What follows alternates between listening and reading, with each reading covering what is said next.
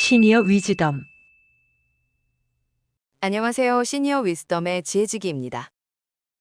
우리는 지금 우리가 평생 경험해 보지 못한 속도로 세상이 변하는 대전환기의 한복판에 서 있습니다. 빅데이터 전문가 송기령 박사는 이러한 시대를 경량 문명의 도래라고 명명했습니다. 단순히 기술이 발전하는 것을 넘어 일과 조직, 그리고 개인의 근본적인 정의가 바뀌고 있다는 뜻입니다.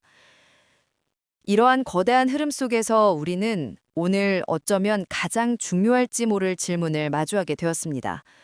바로 우리 기성세대가 평생을 바쳐 쌓아 올린 경험의 가치에 대한 질문입니다. 과거 우리가 중량 문명이라 부르던 시대의 가장 큰 자산은 단연 경험과 연공서열이었습니다.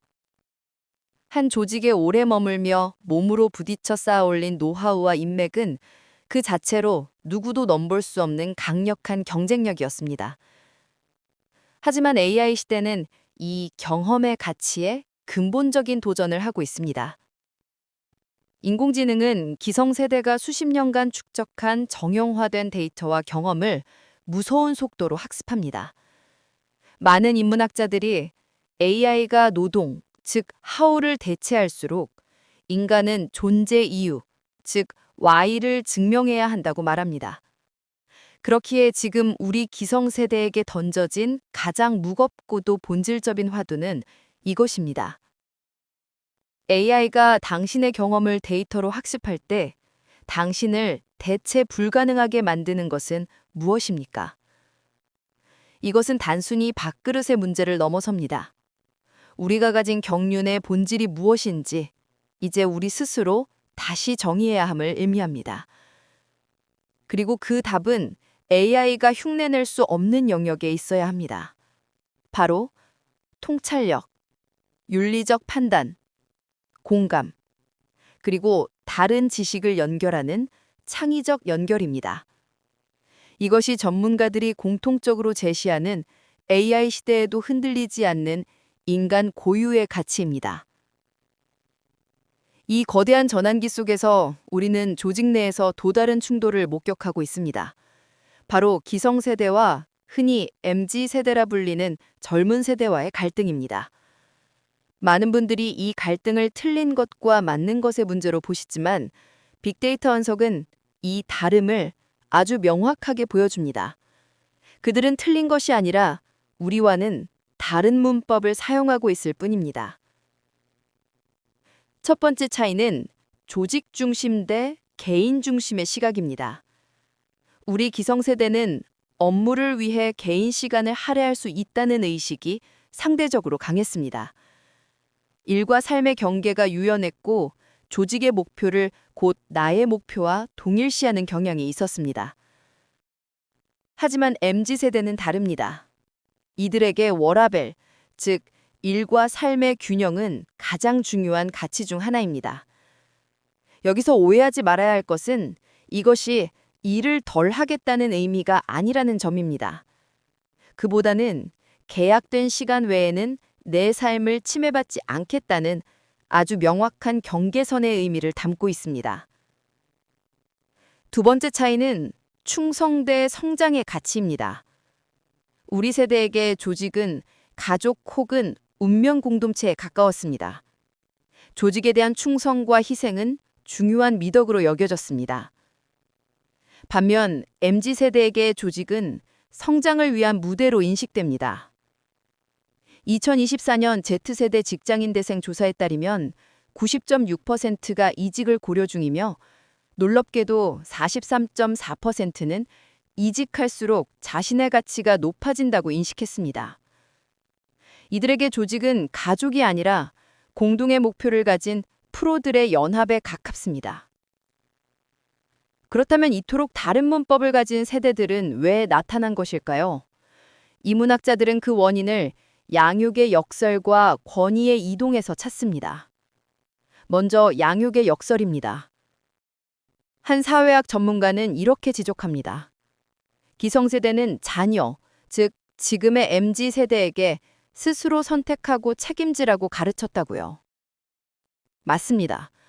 우리는 자녀들이 우리 세대보다 더 독립적이고 주체적인 개인으로 성장하길 바랬고, 실제로 그렇게 헌신적인 교육을 했습니다. 문제는 이 성공적으로 교육받은 독립적인 개인들이 직장에 들어왔을 때 발생합니다. 기성세대는 이들에게 과거 자신들이 따랐던 수직적이고 일방적인 조직 문화를 강요합니다. 즉, 오늘날의 세대 갈등은 기성세대의 성공적인 자녀 교육이 기성세대의 조직 문화와 정면으로 충돌하며 발생하는 역설인 셈입니다. 두 번째 원인은 권위의 이동입니다. 과거 중량 문명 시대의 권위는 직함에서 나왔습니다. 부장님이니까, 임원이니까 라는 이유만으로도 의사결정은 정당화되었습니다. 하지만 지금 경량 문명 시대의 권위는 정보 액세스성과 실질적인 능력에서 나옵니다. MZ세대는 묻습니다. 그 결정이 왜 합리적입니까? 그리고 이 질문에 기성세대가 경험이 아닌 논리와 데이터로 답하지 못할 때 그들은 꼰대로 인식됩니다. 꼰대는 나이의 문제가 아니라 변화한 권위의 문법을 따르지 못하는 태도의 문제인 것입니다. 그렇다면 이처럼 모든 것이 급변하는 시대에 우리 기성세대는 무엇을 준비하고 어떻게 행동해야 할까요? 전문가들은 하나같이 기성세대가 과거의 성공 방식을 버리고 빠른 전환자, 즉 베스트 체인저가 되어야 한다고 조언합니다. 첫째, 관리자에서 코치로 역할을 재정의해야 합니다. 명심해야 할 것은 젊은 세대는 배우는 것을 거부하는 것이 아니라 지시받는 것을 거부한다는 점입니다. 과거의 관리자가 내가 해봐서 아는데 이렇게 해 라고 하우투를 지시했다면 미래의 코치는 이 일을 왜 해야 한다고 생각하는가? 어떤 어려움이 있는가? 필요한 자원이 무엇인가를 물으며 Why를 함께 고민하고 지원해야 합니다. 둘째, 라벨을 떼고 개인으로 대해야 합니다. MZ는 이렇다는 식의 세대론에 집착하는 것은 가장 위험하면서 또한 게으르기만 한 일반화일 뿐입니다.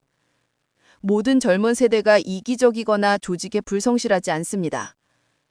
세대라는 뭉뚱그려진 라벨 대신 이 사람, 즉 한 명의 개인이 가진 강점과 약점, 그리고 욕구에 집중해야 합니다. 셋째, 사적인 영역을 명확히 존중해야 합니다. 빅데이터 한석에 따르면 젊은 세대는 사생활 관련 질문을 매우 불편해합니다. 결혼은? 주말에 뭐 했는데? 같은 사적인 질문은 친밀감이 아니라 경계 침범으로 받아들여집니다. 조직은 가족이 아니라 공동의 목표를 가진 프로들의 연합임을 인정하는 것에서부터 존중이 시작됩니다. 그리고 마지막 넷째, 가장 먼저 스스로를 업데이트해야 합니다. 송기령 박사는 이제 공부하라는 말은 청소년이 아니라 중장년층이 더 많이 듣게 될 것이라고 단언했습니다. 우리 기성세대의 경험이 AI와 결합할 때 비로소 그 경험은 강력한 통찰이 됩니다. AI를 두려워하거나 거부하는 것이 아니라 AI를 나의 가장 유능한 신입사원이나 비서로 다루는 능력, 즉 AI 리터러시를 기르는 것이 우리 기성세대의 생존을 위한 제1의 과제입니다. 경량 문명으로의 전환은 분명 우리에게 익숙했던 많은 것을 버리라고 요구합니다. 하지만 저는 이것이 위기인 동시에 우리 세대의 지혜를 다음 세대에게 다른 방식으로 전달할 수 있는 기회라고 생각합니다. 진정한 경륜이란 과거의 성공에 머무는 것이 아니라 끊임없이 새로운 시대의 문법을 익히고 자신의 경험을 새로운 지식과 연결하는 유연한 태도 그 자체일 것입니다. 오늘 여러분은 AI라는 새로운 비서에게 어떤 질문을 던져보시겠습니까? 지혜직이었습니다. 감사합니다. 구독과 좋아요는 영상 제작에 큰 힘이 됩니다.